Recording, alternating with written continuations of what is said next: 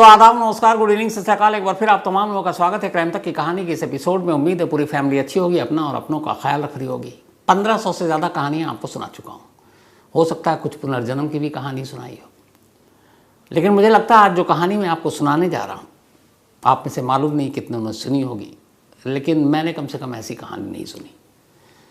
ये वो कहानी है जिसको जब समझा, रिसर्च किया, इसके पीछे तमाम खोज रहा था, बहुत सारी स्टडी करनी पड़ी। तो इस कहानी को जानते हुए और जब मैं कहानी में डूब रहा था, मैं खुद डर रहा था और डर के साथ एक क्यूरियोसिटी थी। आगे क्या, ऐसा कैसे, क्या ये मुमकिन है, क्या ऐसा हो सकता है? लेकिन ऐसा हुआ, और इसलिए मैं कह रहा हूँ ऐसा हुआ कि अमेरिका वर्जीनिया यूनिवर्सिटी, नामी गिरामी यूनिवर्सिटी, वहाँ के साइंटिस्ट तक जो पुनर्जन्म के एक्सपर्ट्स हैं, उन तक को इसे एक स्टोरी के लिए इंडिया आना पड़ा। और उन्होंने आकर यहाँ पूरा रिसर्च किया, फैक्ट्स ढूंढे, और फिर उन्होंने भी कहा कि ये पुनर्जन्म की ही कहानी है। शायद दुनिया में इकलौती पुनर्जन्म की ये कहानी है जिसको इसके एक्सपर्ट्स ने एक तरह से सर्टिफिकेट दिया कि इसमें कोई झोल नहीं है, इसमें कोई गलत नहीं है। पहले कहानी, फिर आपको फैक्ट्स। उत्तर प्रदेश में एक जगह है इटावा, आप लोग जानते होंगे, बहुत नामी जगह है। इसी इटावा के एक गांव में एक परिवार रहा करता था, एक ठाकुर का परिवार। इस परिवार में 3 लोग थे जो गरीब लोग थे, पति पत्नी और उनकी एक बेटी। लेकिन जिस गांव में ये रहते थे उस गांव का नाम है शरीफपुरा। शरीफपुरा 70s की बात कर रहा हूँ मैं, बल्कि 70s की। इस देश में उस वक्त गांव में इतना विकास नहीं हुआ था। न वहाँ बिजली थी, न पानी, न सड़कें, न अस्पताल, न डॉक्टर, न कॉलेज, न स्कूल। बेहद पिछड़ा हुआ ये इलाका। और इसी इलाके में एक ठाकुर गरीब परिवार, उसमें एक लड़की का जन्म होता है और उसकी पैदाइश हुई 1968 में। घर वालों ने नाम रखा सुमित्रा। गांव में कोई रोज़गार भी नहीं था, इसलिए इस गांव के जितने भी मर्द थे वो कामकाज के सिलसिले में इस गांव से दूर बड़े बड़े शहरों में पहुंच जाते। सुमित्रा के पिता भी दिल्ली में आकर मजदूरी और बाकी छोटे मोटे काम कर रहे थे। लेकिन सुमित्रा अभी कुछ साल की हुई, उसकी माँ की मौत हो गई। बाप नौकरी और घर चलाने के लिए घर से दूर, माँ का साया सर से उठ चुका। एक दूर के कज़न ने, जिनकी उम्र भी ज़्यादा थी, अब उन्होंने सुमित्रा को पालना पोसना शुरू किया। सुमित्रा धीरे धीरे बड़ी हुई। बचपन से ही एक तरह से उसको अकेलापन मिला। मजबूरी में बाप दूर रहा, माँ का साया छीन ही चुका था और कोई था नहीं भाई बहन। तो अपने उस ताऊ के घर में वो पली बढ़ी और अकेलापन हमेशा, अपने आप को खालीपन उसके अंदर एक महसूस होता रहा। जब सिर्फ वो 13 साल की हुई तभी घर वालों ने उसकी शादी कर दी, और शादी एक जगदीश सिंह नाम के शख्स की। जगदीश भी छोटे मोटे काम किया करता था और काम के सिलसिले में अक्सर वो भी उस गांव से बाहर रहता। तो अब पति भी कुछ वक्त के लिए साथ रहा सुमित्रा के, लेकिन फिर घर चलाना था, इसलिए वो शहर में नौकरी करने लगा। शादी होने के बावजूद एक तरह से सुमित्रा के अंदर फिर वही अकेलापन, फिर वही उदासी, आसपास कोई नहीं। जैसे बचपन में माँ बाप करीब नहीं रहे। शादी के बाद पति घर चलाने के लिए, वो सुमित्रा से प्यार करता था लेकिन मजबूरी थी, सबका पेट पालना था। सुमित्रा के सास ससुर भी थे, वो साथ रहते थे, लेकिन उनके साथ वो उतनी घुली मिली नहीं थी। तो इसी तरह से ज़िंदगी चलती रही। लेकिन पहली बार 1984 में दिसंबर में सुमित्रा ने एक बेटे को जन्म दिया। जब उसने बेटे को जन्म दिया, उसके बाद पहली बार उसे लगा कि अपने अब तक की पूरी ज़िंदगी में शायद उसका कोई एक साथी आया उसके साथ, जिसके साथ वो बात कर सकती है, जिसके साथ वो हंस सकती है, बोल सकती है, वो उसका अपना बेटा। बेटे की पैदाइश के बाद अब सुमित्रा बहुत खुश थी। दिन भर अपने बेटे को सीने से लगा कर रखती थी। जब वो खाना बना रही होती या फिर पानी लेने के लिए बाहर जा रही होती, उन पलों को छोड़ दे तो जब भी उसके दोनों हाथ खाली होते थे, उन दोनों हाथ का सिर्फ एक काम था, और वो था अपने उस बेटे को अपने सीने से, अपने कलेजे से लगा कर रखना। क्योंकि उसे लगा था कि दुनिया में उससे बेटे से बढ़कर उसके लिए कोई खुशी नहीं आई। 5 महीने का उसका बेटा हो चुका था। अब 5 महीने के बाद एक रोज सुमित्रा गांव के बाहर, जैसे मैंने कहा पानी था नहीं, एक कुआं था जहां से तमाम लोग पानी भरा करते थे, तो दोपहर के बाद उसने अपना बर्तन उठाया और कुएं से पानी भरने के लिए जो उसका रूटीन का काम था वो पहुंचती है।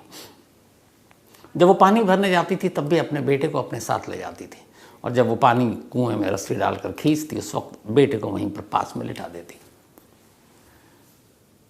करीब अप्रैल की बात है ये, 1985 दिसंबर में बेटा पैदा हुआ था 1984 में। एक रोज़ वो शाम को कुएं से पानी निकाल रही थी और पानी लेने के बाद अब वो वापस घर की तरफ लौट रही है। हाथ में उसके पानी का बर्तन है और एक हाथ से उसने अपने बेटे को 5 महीने के सीने से लगाकर चली जा रही है। गांव के और भी लोग पानी भर भर कर अपने अपने घरों की तरफ बढ़ रहे हैं।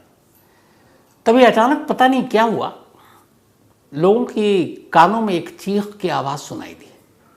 उन्होंने देखा, जब पलट कर तो देखा कि सुमित्रा अपनी जगह पर जा रही थी और वो अचानक रुक गई और वो वहीं पे एक मूर्ति, एक स्टैचू की तरह खड़ी हो गई है। बच्चा, उसका जो पानी का सामान था वो नीचे उसके हाथ से छूट गया। बेटा एक हाथ से उसके सीने में है, उसने दबा रखा है, और दूसरा हाथ उसका आसमान की तरफ उठा हुआ है और उसकी उंगलियां जो हैं वो पीछे की तरफ मुड़ी हुई हैं। आंखें उसकी जो दीदा आंखों वो चारों तरफ राउंड सर्किल में घूम रहा है।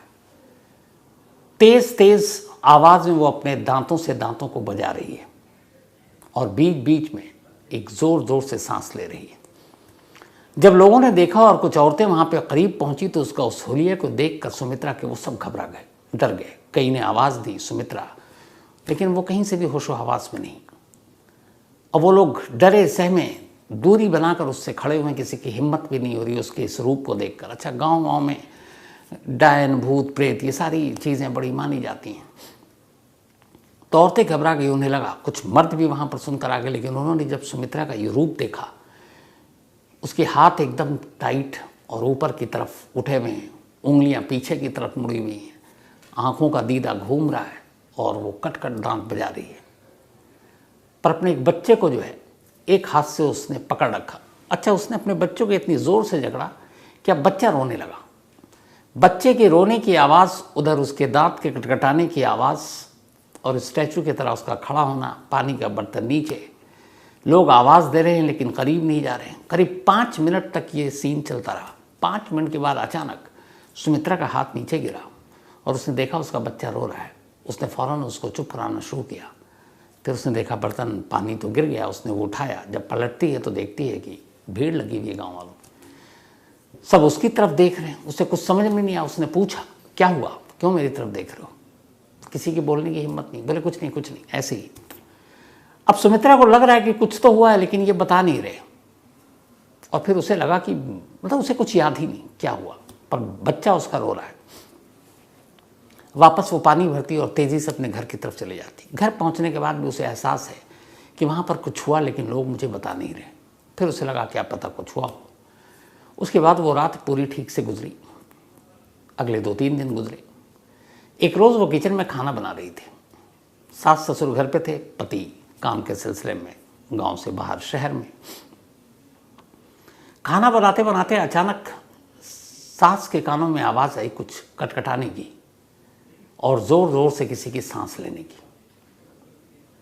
वो इधर उधर देखते हुए किचन में पहुंची। घर का ही एक हिस्सा था रसोई,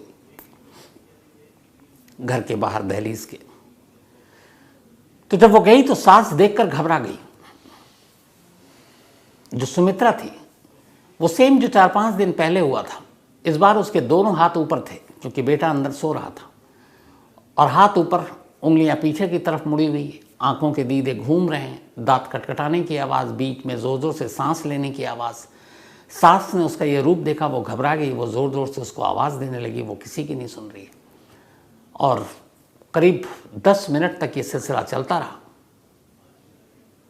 और उसने किसी की आवाज़, तब तक वो ससुर भी आ गए, सब बोलने लगे, कुछ पड़ोसी आ गए, लेकिन उसने किसी को सुना ही नहीं। वो अपने होश में ही नहीं थी। करीब 10-12-15 मिनट बीते।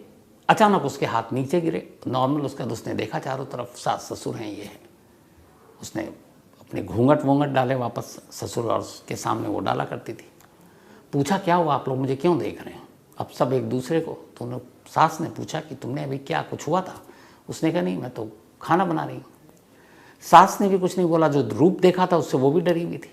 उसके बाद वो गई अपने, फिर बच्चे को देखा, बच्चे को गोद उठाया। 5 दिन में ये दूसरी बार था, लेकिन इसके बाद अब घर वालों ने उसके पति को इन्फॉर्म किया, पति भी आया, तो उन्होंने कहा ऐसे ऐसे है। लेकिन फिर कुछ दिन बीता, वो ठीक नॉर्मल थी। एक रोज़ फिर यही हरकत। अचानक उसके हाथ ऊपर, उंगलियां पीछे, आंखें नाच रही हैं, दांत कटकटा रहे हैं, तेज तेज आवाज़ आ रही है। पति देखा पहली बार इस रूप में अपनी पत्नी को, वो भी घबरा गया। अब ये हुआ कि नहीं कुछ है तो क्या करें, गांव में वैद्य है, हॉस्पिटल डॉक्टर कुछ था नहीं, और बिल्कुल फिट सुमित्रा, कोई बीमारी नहीं, कुछ नहीं। तो गांव के वैद्य जी को बुलाया गया और कहा गया कि ये हरकत है। अब तक ये बात गांव के लोगों से भी पता चल चुकी थी कि ये कुएं पर हुआ, उसके बाद हुआ। तो बीच बीच में अब ये हुआ कि दौरा पड़ रहा, तमाम बातें हो रही हैं, कोई साया है, भूत प्रेत है, डायन है, इसी तरह की होती है। वैद्य आया, ओझा को दिखाया, वैद्य ने पूरा चेक किया, उसने कहा ये बिल्कुल ठीक है, कुछ नहीं है ऐसा। वैद्य चला गया। लेकिन ये सिलसिला अगले 5 महीने तक चलता रहा। अगले 5 महीने तक बीच में कभी भी सुमित्रा को इसी तरह का दौरा पड़ता और वो अपने आप में सब कुछ भूल जाती और उसे कुछ याद ही नहीं रहता। अब पति ने भी उधर शहर जाना छोड़ दिया, क्योंकि पत्नी है, सास ससुर ने कहा भाई देखो हालात ठीक नहीं है, क्या पता कुछ हो जाए। इधर ये भी डर है कि कभी किसी ऐसे हालात में वो बच्चे को कुछ ना कर दे। तो अब दिल पर पत्थर रखकर सुमित्रा ने अपने बच्चे से भी थोड़ी सी दूरी बनानी शुरू कर दी कि कभी ऐसा ना हो कि मैं उस रूप में चली जाऊं और बच्चे को ही अपने नुकसान पहुंचा दूं। तो अब ज़्यादातर बच्चे सास के पास रहते, मतलब अपनी दादी के पास, और ये सारा सिलसिला चलता रहा। धीरे धीरे वक्त बीता। 16 जुलाई 1985 की तारीख आ गई। 16 जुलाई 1985 को अपने घर पर सुमित्रा मौजूद थी। दोपहर का वक्त था, सबने खाना खा लिया था। सुमित्रा अपने बेटे के पास उसको गोद में लेकर खेल रही थी। फिर उसने अपने बेटे को नीचे रखा। उसने कहा कि थोड़ा सुस्ता ले, उमस और गर्मी का माहौल भी था। लेकिन तभी दोपहर अचानक फिर से वो उसी रूप में आ गई। उसके दोनों हाथ आसमान की तरफ, एक ही लक्षण होते थे उसके, उंगलियां पीछे की तरफ, आंखें, जो दीदा है वो घूम रहा है, दांत कटकटा रही है, ज़ोर ज़ोर से सांसें ले रही है और कुछ बोलने की कोशिश कर रही है, बोल नहीं पा रही है। पति और सास ससुर, अब तक पड़ोसी और सब, इन सबको पता था कि कुछ होता है इससे, लेकिन ये था किसी को नुकसान नहीं पहुंचा रही है। तो बहुत सारे लोग थे, तमाशबीन भी थे, कुछ डरे समय। बच्चों को लोग डराने लगे थे, देख सुमित्रा के पास भेज देंगे तो ये बदमाशी मत कर। तो ये सब चल रहा था। 16 मई 1985 को जब ये हुआ तो उस दिन पहली बार एक अजीब चीज़ हुई।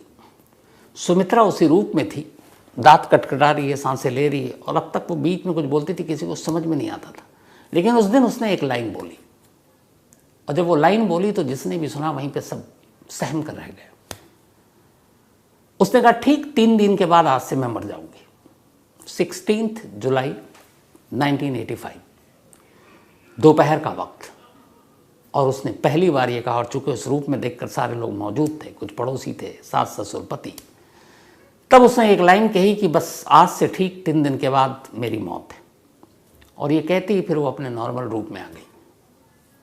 बिल्कुल वही सुमित्रा जो एक अच्छी माँ, पति की सेवा करने वाली, सास ससुर के साथ ठीक से बात करने वाली, खाना बनाने वाली। अब जब उसने बोला तो हर एक घर वाले सारे सहम गए कि ये क्या बोल रही है। 16 जुलाई यानी कि 19 मई इसका लास्ट डे होगा। कोई ऐसा कैसे कह सकता अपने मौत की भविष्यवाणी। पूरा घर परेशान। अब पति ने सुमित्रा से पूछा कि तुम्हें याद है कि तुम जो ये सब जिस दौरे में जो मैं पढ़ता है उसमें क्या तुमको उस कोई भी चीज़ याद है? बोली नहीं, मुझे कुछ याद नहीं है। तो उसने कहा तुमने कुछ लाइन कही थी, तुम्हें याद है? उसने कहा नहीं याद है। तो उसने कहा मैंने क्या कहा था? उसने कहा तुमने पति की मजबूरी थी, उसने बोल दिया। उसने कहा तुमने ये कहा कि ठीक 3 दिन के बाद तुम मर जाओगी। तो उसने कहा क्या बक रहे हो? उसने कहा हाँ। अब सुमित्रा के दिमाग में ये बात बैठ गई। उसे लगा ये क्या है। लेकिन अगले 3 दिन तक 16, 17, 18 वो बिल्कुल नॉर्मल रही। अब 19 मई बल्कि 19 जुलाई 1985 की तारीख आ गई। ये वही डेट थी जो सुमित्रा ने अपनी मौत के लिए चुनी थी, जब उस दौरे में थी और वो बोल रही थी। 19 जुलाई 1985 सुबह हुई, दोपहर, सुमित्रा बिल्कुल ठीक। बट उसने उस दिन भी यही किया कि वो अपने बच्चे से खुद को दूर रखती थी।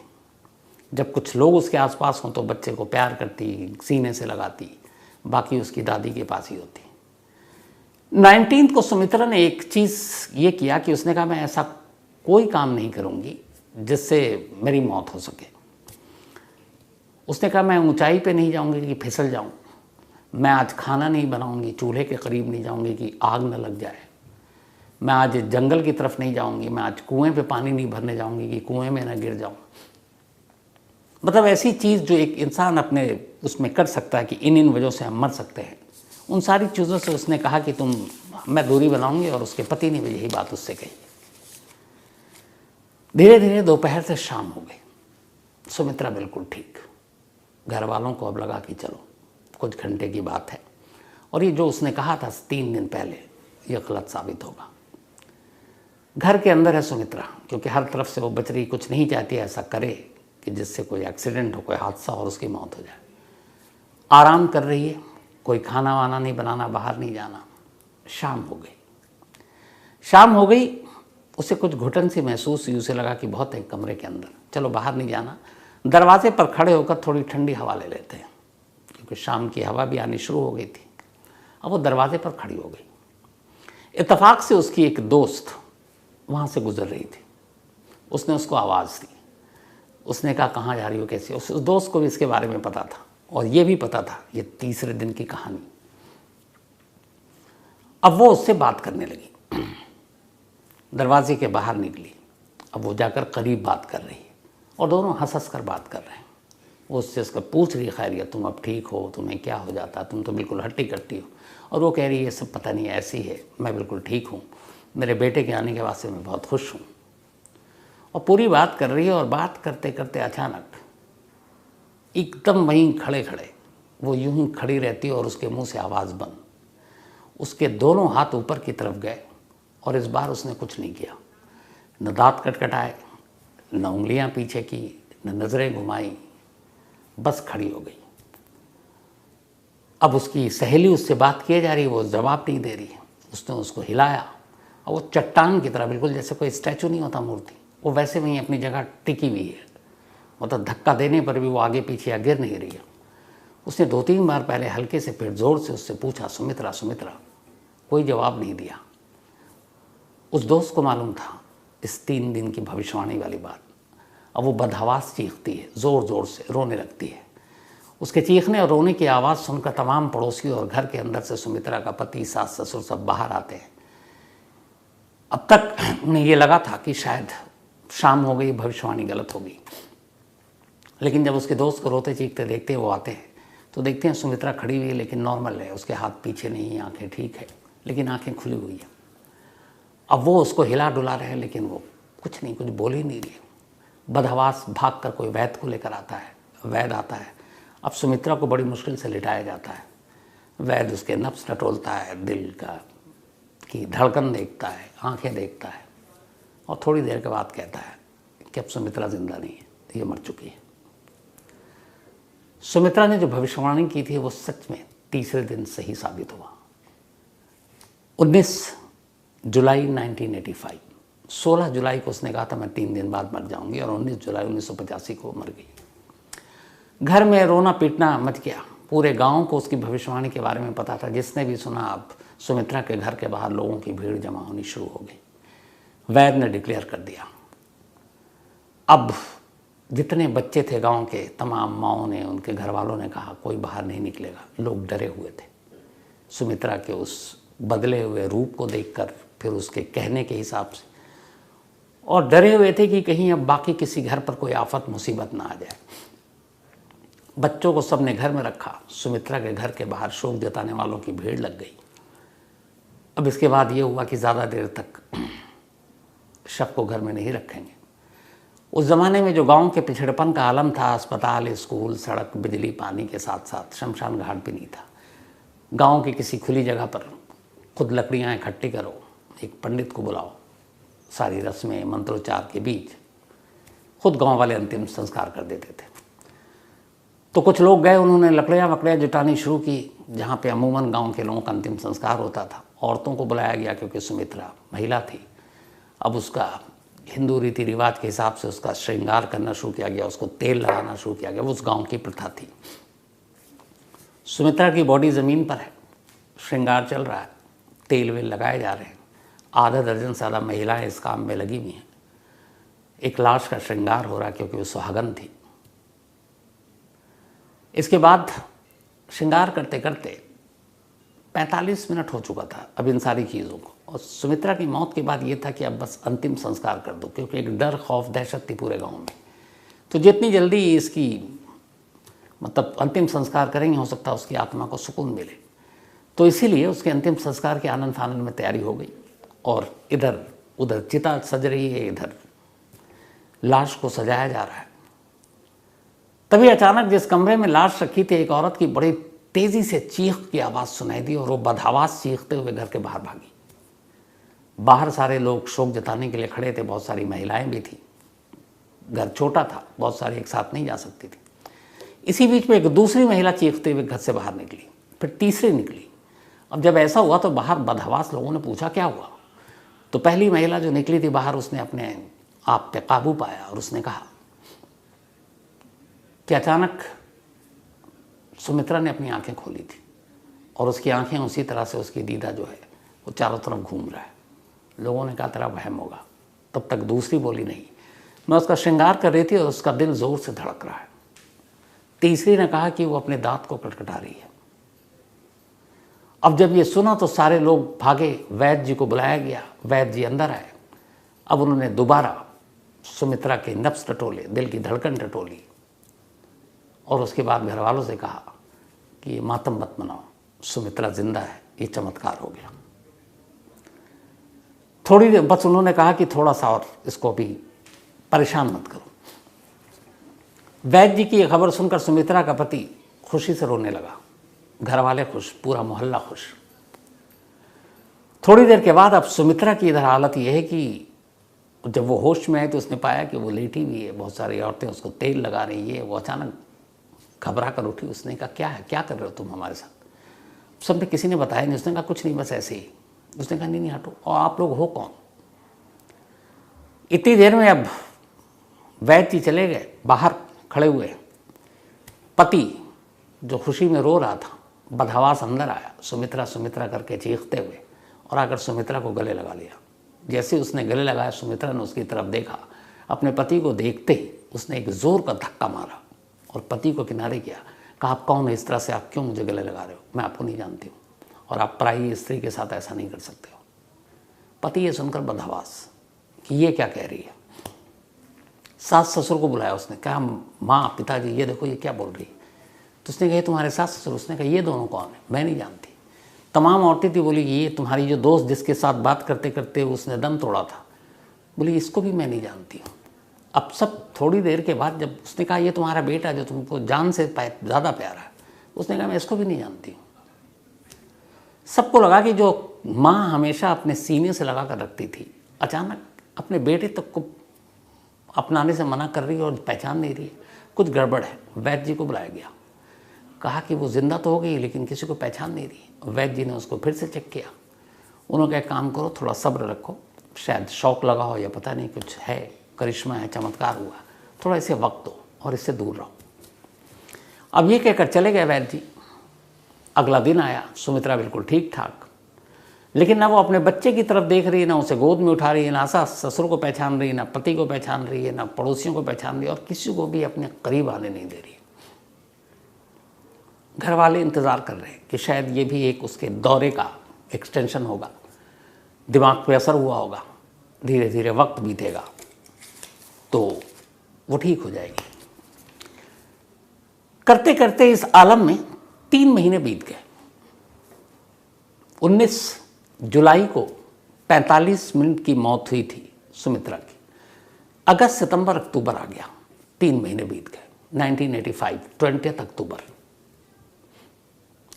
इस 3 महीने के दौरान सुमित्रा ने किसी को भी नहीं पहचाना। तमाम कोशिश घर वालों ने कर ली, ना अपने पति को कभी अपने करीब आने दिया। उसने कहा आप पराये मर्द हो। न सास ससुर को वो दर्जा दिया, न पड़ोसियों को, दोस्तों को, किसी को नहीं। जब अपने बेटे को भी उसने एक बार भी गले नहीं लगाया। लेकिन एक काम वो करती थी, वो एक लेटर लिखती थी और लेटर लिखकर उसको वो करती और अपने पति को कहती कि इसको पोस्ट कर दो। पति अनपढ़, लेकिन घर वाले ये हैरान थे कि सुमित्रा ने तो पढ़ाई की नहीं। हाँ, थोड़ी बहुत उसके जो ताऊ थे उन्होंने पढ़ाया था, लेकिन फिर भी ये लिख रही है कुछ। पर उन्हें लगा कि अब कुछ होगा, या ये भी हो सकता है एक दौरे का पाठ हो, वो अपने आप को कुछ और सोच रही हो। पति अपनी पत्नी से बेहद प्यार करता था। वो उसके कहने के हिसाब से गांव के बाहर ही एक वो जो पोस्ट ऑफिस, बल्कि जो लेटर बॉक्स होता है, वो उसमें लेटर डाल देता।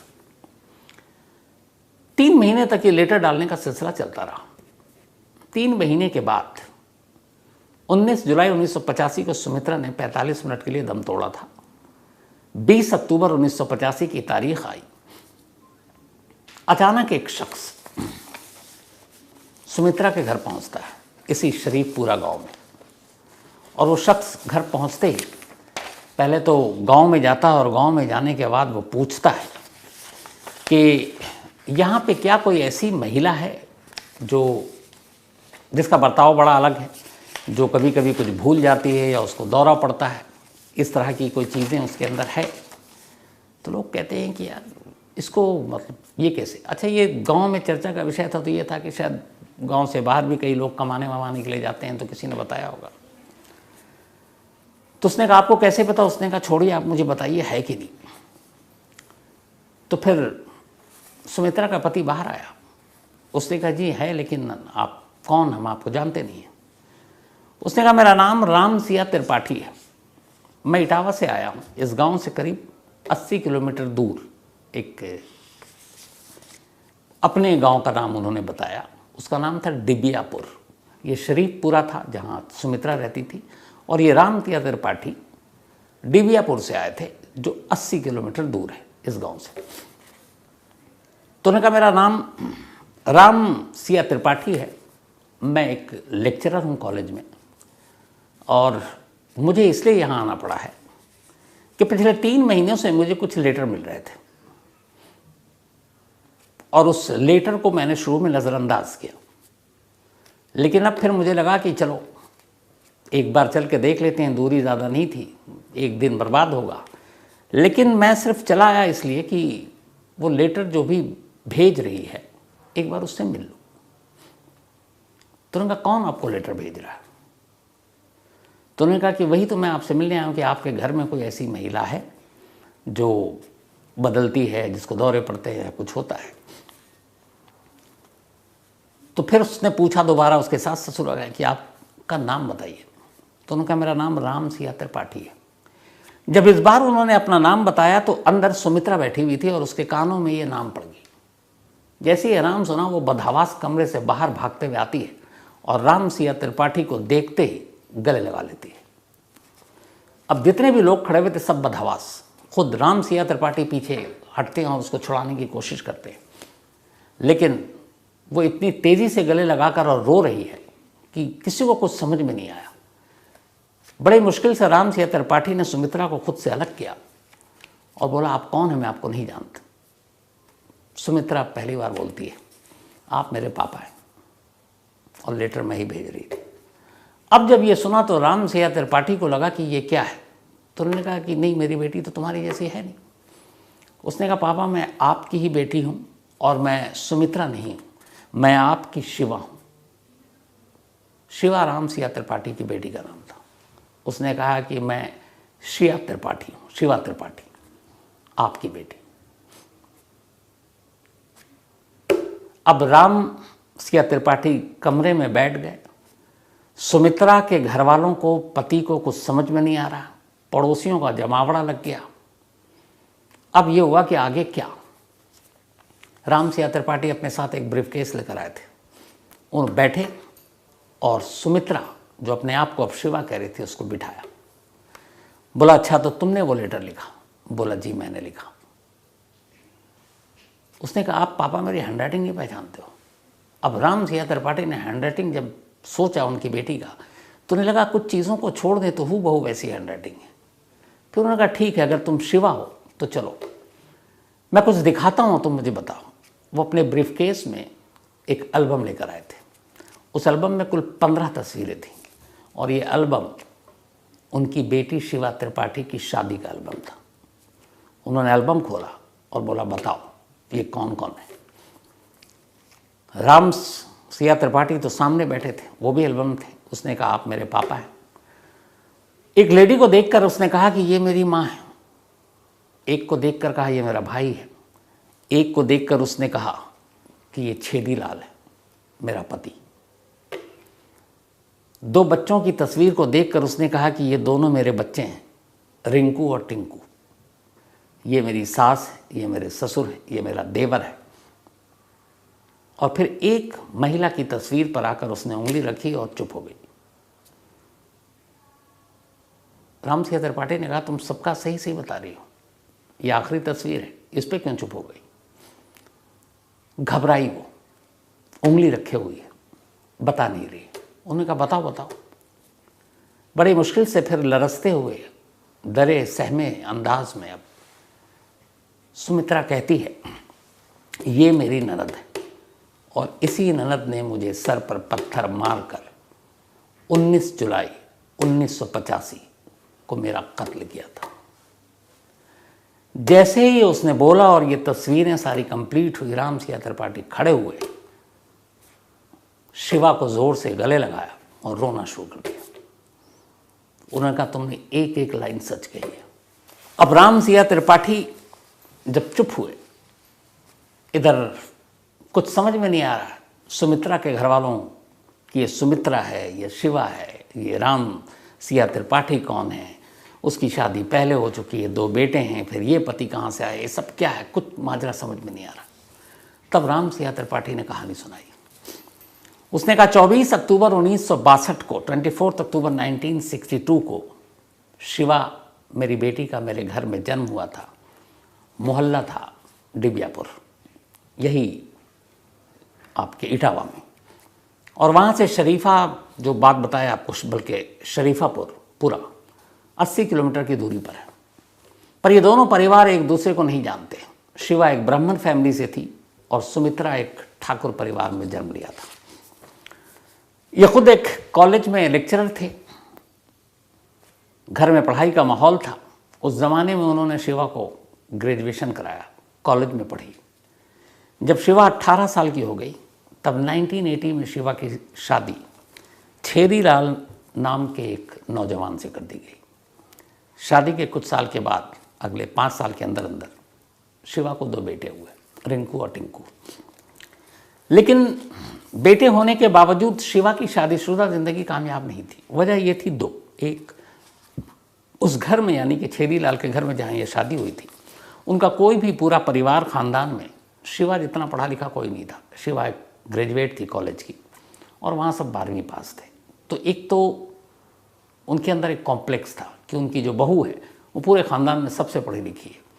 दूसरा, उन्हें लगता था कि उसके पति जो पिता हैं वो लेक्चरर हैं, बहुत पैसे हैं, तो वो डॉरी के लिए भी तंग करते थे और अक्सर ननद भी घर पे रहती थी, लड़ाई झगड़ा चलता रहता था। 18 जुलाई 1985 को अचानक जो शिवा है उसके एक दूर के अंकल ने आकर घर पे खबर दी कि शिवा ने खुदकुशी कर ली है। उसकी बॉडी रेलवे ट्रैक पर मिली है। बदहवास घर वाले भागे। उस वक्त राम सिंह त्रिपाठी शहर से बाहर थे, कहीं और थे, दूर थे। वहाँ जाकर जब देखा गया तो देखा गया कि रेलवे ट्रैक के दोनों बीच में शिवा की बॉडी रखी हुई है। कोई भी पार्ट ट्रेन से कटा नहीं है। हाँ, उसके सर पर किसी वजनी चीज़ के चोट का निशान है। ससुराल वालों ने यही कहा कि उसने एक झगड़ा हुआ था घर में, आमतौर पर झगड़ा होता है, उसके बाद उसने जाकर खुदकुशी कर ली। लाश, वो दौर था उस वक्त, इतनी सारी चीज़ें, सोशल मीडिया था नहीं। आनन फानन में लाश घर पहुंचा और शिवा के पिता राम सियाराम का इंतज़ार किए बिना ससुराल वालों ने अंतिम संस्कार कर दिया। ये 18 जुलाई की बात है जो डेथ हुई थी, 18 जुलाई 1985। और इधर उस गांव से 80 किलोमीटर दूर सुमित्रा ने अपनी मौत की भविष्यवाणी 19 जुलाई की थी। 24 घंटे का फर्क था, 80 किलोमीटर के अंदर 2 मौत होनी थी। तो इधर पोस्टमार्टम कर दिया। बाद में अब घर वालों को शक हुआ, उन्होंने अपनी तरफ से तफ्तीश की तो पता चला कि 18 जुलाई को ससुराल वाले रात के अंधेरे में किसी को उठाकर रेलवे ट्रैक पर ले जाते हुए देखे गए। इसी के बाद ससुराल वालों के खिलाफ कंप्लेंट किया गया। शिवा के ससुर और हस्बैंड को पुलिस ने गिरफ्तार किया, लेकिन कोई सबूत था नहीं। अंतिम संस्कार हो चुका था, मौत रेलवे ट्रैक पे हुई थी या फिर सर पे वजनी चीज़ से, इसका खुलासा अब हो नहीं सकता था। तो बाद में सबूतों के अभाव में पति और ससुर को शिवा को जमानत मिल गई। जो सास और ननद थी वो दोनों फरार हो गई थी। बाद में पुलिस जब उन दोनों को जमानत मिल गया तो उन्हें भी लगा कि अब वो केस में मिल ही जाएगा, दोनों वापस आ गई। उन्हें पुलिस ने पकड़ा, उन दोनों को भी फिर बाद में जमानत मिल गई, दोनों रिहा हो गई। ये पूरी कहानी अब राम सिया त्रिपाठी वहाँ बैठकर सुना रहे हैं। अब अजीब सी कहानी सामने थी कि एक शिवा त्रिपाठी जो सेम डे मरी, और दूसरी तरफ सुमित्रा जिसने अपनी मौत की भविष्यवाणी 3 दिन पहले कर दी, उसकी मौत भी 24 घंटे बाद हुई थी शिवा के। और सुमित्रा कभी पढ़ी लिखी नहीं, इंग्लिश में लेटर भेज रही है। कभी वो ठीक से मतलब हिंदी पूरा नहीं बोल पाती थी, वो अपने गांव की जो भाषा होती है यूपी की, उस भाषा में बात किया करती थी। लेकिन अपने पापा के साथ वो फर्राटेदार बेस्ट हिंदी इंग्लिश में बात कर रही है। अब जब ये सारी चीज़ें हो गई तो फिर ये हुआ कि पापा मैं आपके साथ जाऊंगी। पापा उसको अपने साथ लाए, वो अपने दोनों बेटों से मिली। फिर उसे ख्याल आया कि उसके ससुराल ने तो उस पर जुल्म किया था, मारा पीटा था, उसको तो एक तरह से कत्ल ही कर दिया था उसका। तो पति से भी अब कोई रिश्ता था नहीं क्योंकि पति जिंदा था, लेकिन उसके बावजूद उसे लगा कि जो उसका सुमित्रा का जो पति था वो पति शरीफ था, उसे मानता था, बेशक गरीब था लेकिन उसे प्यार करता था, जगदीश सिंह। उसने कहा कि बेशक मेरा पुनर्जन्म हुआ है, मेरे 2 बच्चे हैं।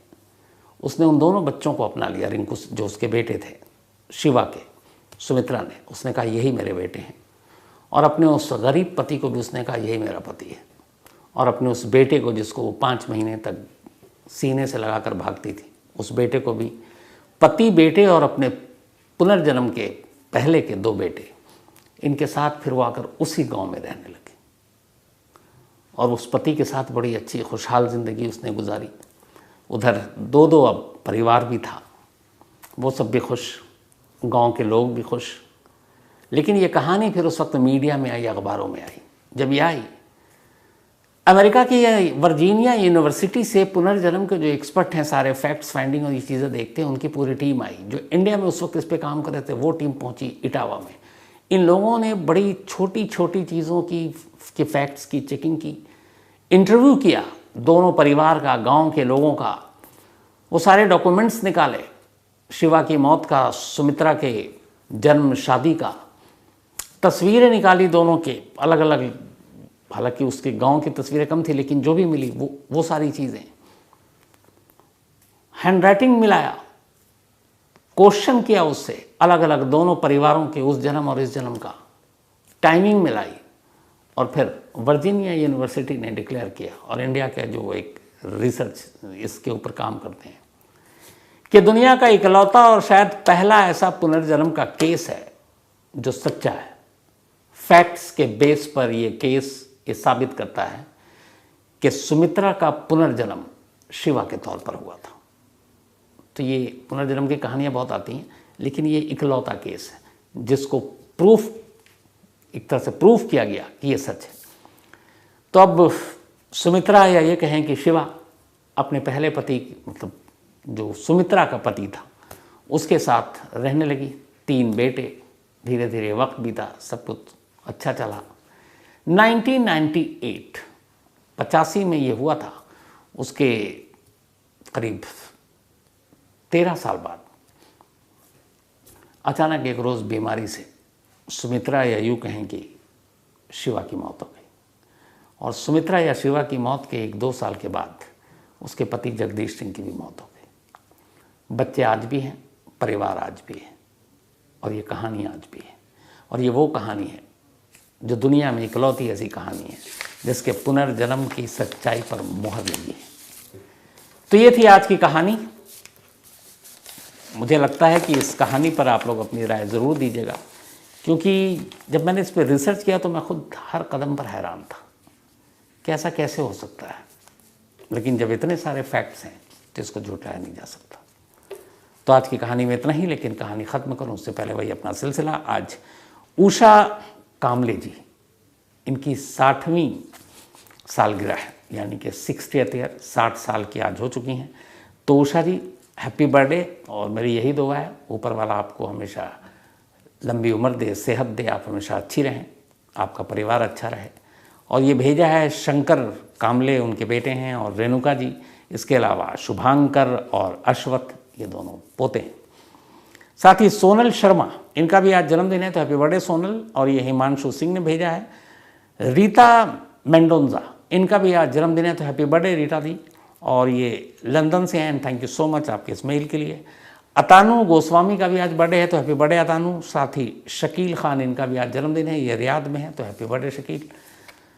दीपक सेन गुप्ता, बल्कि दीपक सानगुले, थैंक यू सो मच आपके मेल के लिए। Sumer Rathore, thank you so much आपके मेल के लिए। हर्षिल ठक्कर, थैंक यू, और ये सरे से हैं, और आपके इस प्यार के लिए। साथ ही Mubeen Khan, thank you so much. Sagar Bhale Rao, thank you so much, उन्होंने कहानी की फरमाइश की है। इसके अलावा सईद चौधरी, कमाल है, सईद चौधरी साहब ने ये एक मेल लिखा कि क्या आप मुंबई में हैं, क्योंकि उन्होंने मुझे कहा कि मैंने सपने में देखा कि आप मुंबई आए हुए हैं, तो अगर आप मुंबई में हैं तो मुझसे मिल लीजिए, या क्या आप मुंबई आने वाले हैं। तो सईद चौधरी साहब, मैं दिल्ली में हूँ, आप रात को लगता है कहानी देख के सुन सकते हैं। तो कई लोगों के रात के मैं सपने में आ जाता हूँ। उसकी शायद एक वजह यही है कि आखिरी चीज़ जो होती है वो आप मेरी आवाज़ सुनते हैं और कहानी सुनकर सो जाते हैं। तो कहते हैं जो आखिरी चीज़ होती है वो सपने में ज़रूर आता है। लेकिन वैसे कभी मुंबई आऊँगा तो सईद भाई आपसे ज़रूर मिलूँगा। तो आज की कहानी में इतना ही। अब आपसे मुलाकात होगी कल रात 9 बजे किसी नई कहानी के साथ। तब तक अपना और अपनों का ख्याल रखिएगा। Thank you very much.